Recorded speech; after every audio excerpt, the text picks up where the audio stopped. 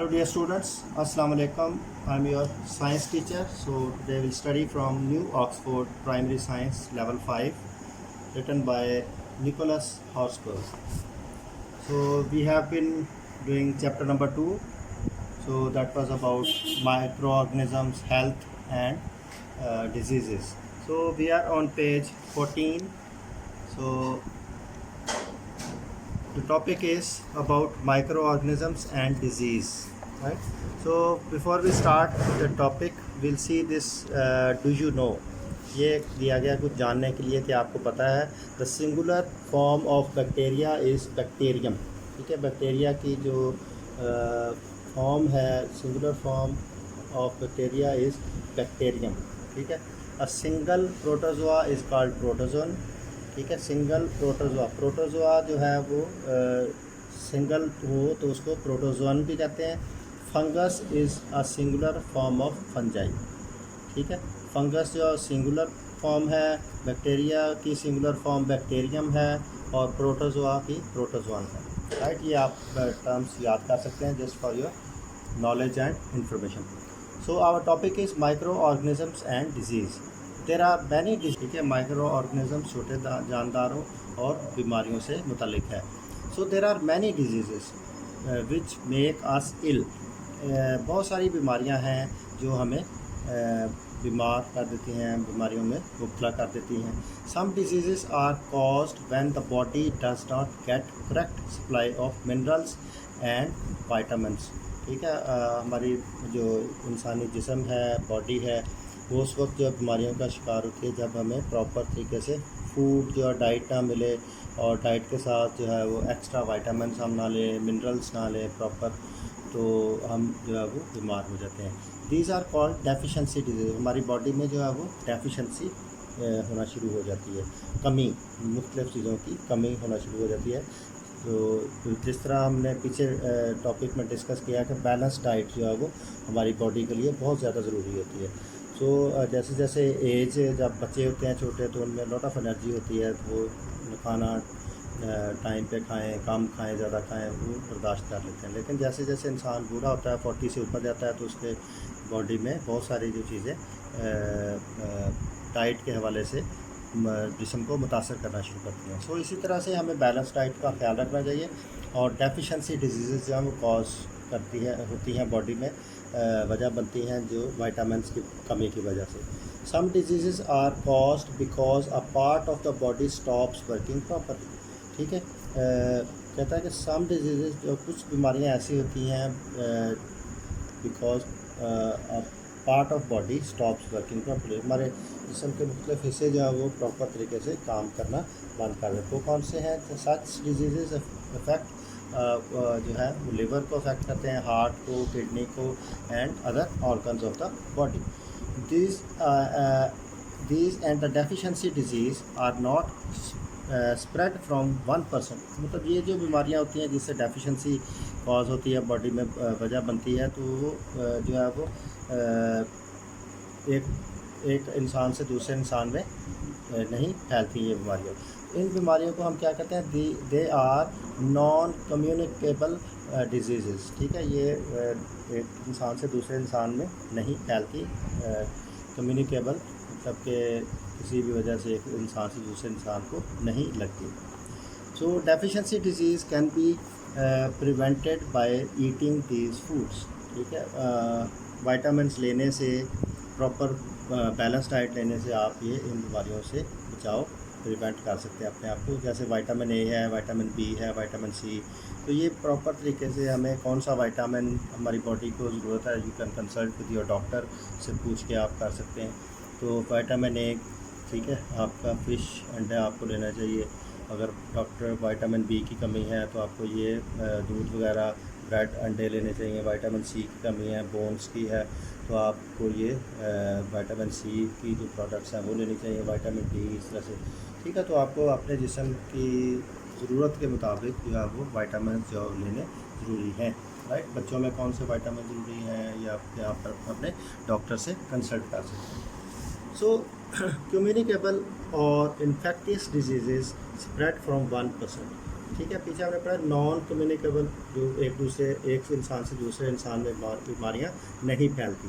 जो कम्युनिकेबल होती हैं वो एक इंसान से दूसरे इंसान में फैलती हैं। They are caused by microorganisms entering the body, ठीक है। छोटे जो जानदार होते हैं, जरासीम होते हैं आपकी बॉडी में, एंटर हो जाते हैं तो उस वजह से फिर वो दूसरे इंसानों में भी फैलती हैं। How micro organisms enter the body, किस तरह से जो छोटे जानदार बैक्टीरिया वगैरह, प्रोटोजोआ, ठीक है, वो आपकी बॉडी में किस तरह से दाखिल होते हैं, फंजाई वगैरह। Micro organisms can enter the body the nose, through nose and mouth, नाक के ज़रिए, ठीक है, और आपके मुंह के ज़रिए से व्हेन यू ब्रीथ, सांस लेते हैं जब, और जब आप कोई चीज़ खाते हैं या पानी वगैरह या कोई ड्रिंक पीते हैं। Disease is often spread through coughing, spitting and sneezing, ठीक है। बीमारियां जो हैं वो जरासीम जो है वो मोस्टली आपके खांसने से, स्पिट करने से, थूकने से, और स्नीज़ करने से, छींकने से फैलती हैं।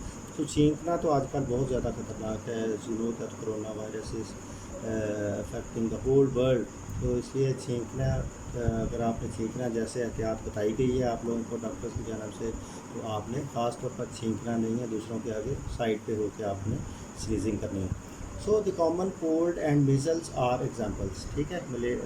ये कॉमन कोल्ड मतलब पेट की बीमारियाँ, ये कॉमन कोल्ड आपकी सर्दी की वजह से छींकना, ठीक है। Measles are examples. These diseases are passed from infected person through air, हवा के ज़रिए ये फैलती हैं, खांसने से और स्नीज़ करने से, छींकने से फैलती हैं। Some diseases are spread through direct contact, ठीक। डायरेक्ट कॉन्टैक्ट, आप आमने सामने खड़े होकर बात कर रहे हैं, आप छींक देते हैं तो वो एकदम से आपके जो मुंह के ज़रिए, नाक के ज़रिए, आँखों के ज़रिए वो जरासीम आपकी बॉडी में भी, दूसरे इंसान की बॉडी में चले जाते हैं। They can also enter the body through cuts and in the skin, ठीक है। आपके ज़ख़म जो है वो कोई बॉडी के ऊपर है, उसके ऊपर भी आप उसके थ्रू भी स्किन इन्फेक्शन के ज़रिए भी बीमारियाँ फैलती हैं। Insects to pass on diseases to humans, ठीक है। इंसेक्ट्स के ज़रिए भी ह्यूमन इंसानों में बीमारियाँ फैलती हैं। Insects pass on harmful germs by biting humans and feeding on their blood, ठीक है। बाइट करने से इंसेक्ट्स जो है, छोटे कीड़े मकोड़े जो, उनके बाइट करने से भी आपके ब्लड के अंदर जो है वो दाखिल हो जाती हैं, जर्म्स दाखिल हो जाते हैं। The bite of female mosquito can cause malaria, ठीक है। फीमेल मॉस्किटो जो है उसके काटने से, मच्छर के काटने से मलेरिया होता है, येलो फीवर होता है, ठीक है, प्लाक होता है। और जिस तरह मुख्तलिफ कीड़ों के ज़रिए, कीड़े मकोड़ों के ज़रिए जो छोटे हैं उनके ज़रिए प्लाक हो जाता है।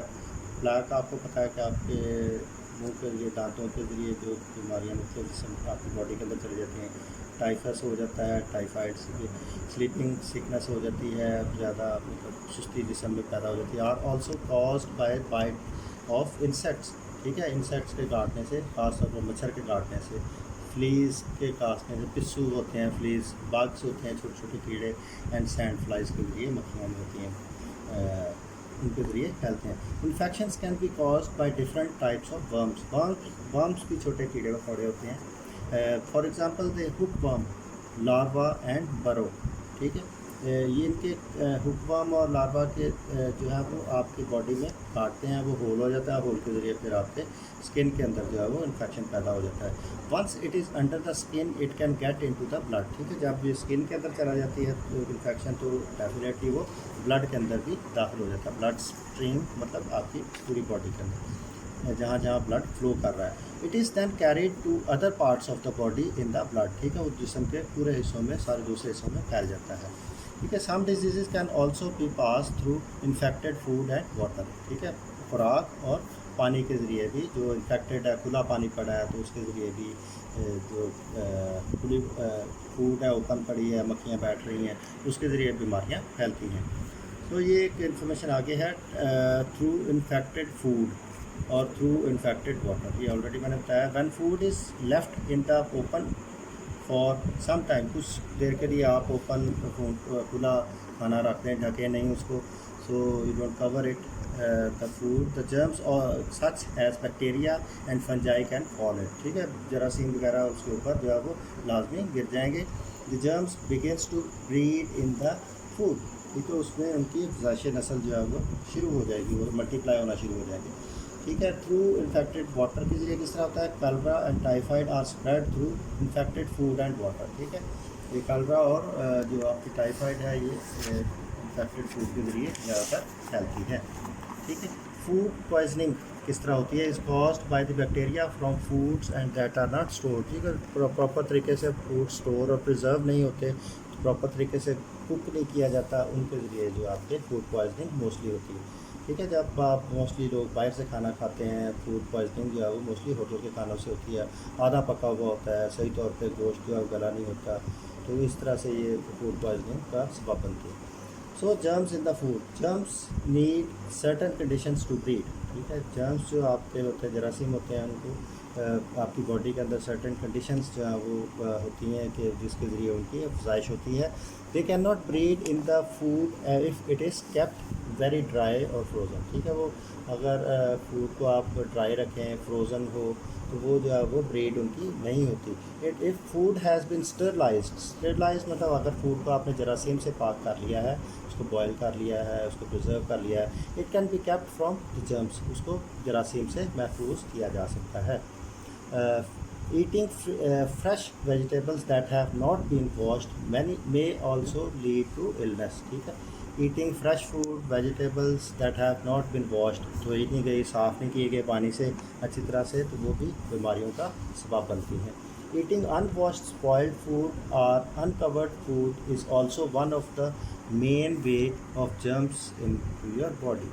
ठीक है, अनवॉश्ड जो है बगैर धुली चीज़ें, स्पॉइल्ड फूड, जो अनकवर्ड फूड है, ये सारे जो है वो आपके जिस्म में जरासीम दाखिल होने का सबब बनती है।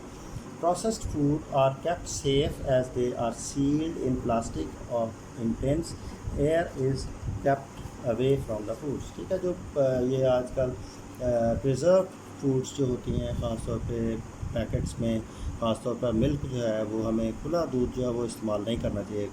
जो mostly shops they are selling this milk and that is very dangerous।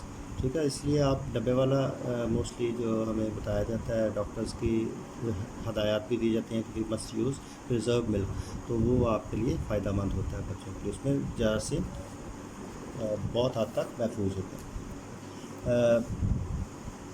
Some foods can be kept from going bad by use of chemicals. ठीक है, some foods can be kept from going bad. ठीक है, कुछ आप जो उसको जरासीम से पाक करके आप केमिकल्स के ज़रिए भी पाक कर सकते हैं जरासीम से। So when certain chemicals are added to food, ठीक है, केमिकल्स लगाया जाता है फूड्स को, germs cannot breed in it, germs की अफजाइश जो है वो नहीं होती। Foods that have been packed in a factory usually have chemical preservatives added to them. ठीक है, वो केमिकल से प्रिजर्व की होती है जो मोस्टली फैक्ट्रीज़ में फूड आइटम्स बनती हैं। Milk can preserved for a while by process called pasteurisation. So the pasteurise milk is first heated. Pasteurisation process में क्या होता है कि दूध है, फ़र्ज़ करें तो दूध को आप 60 डिग्री सेंटीग्रेड तक हीट करते हैं एंड देन कूल्ड क्विकली, फिर उसको ठंडा किया जाता है। Most of the germs are killed in this process. So pasteurisation के प्रोसेस में दूध को गर्म करके बॉयल करके आप उसके जो जरासीम है वो किल कर लेते हैं, तो उस प्रोसेस को हम क्या कहते हैं, pasteurisation process. So thank you very much.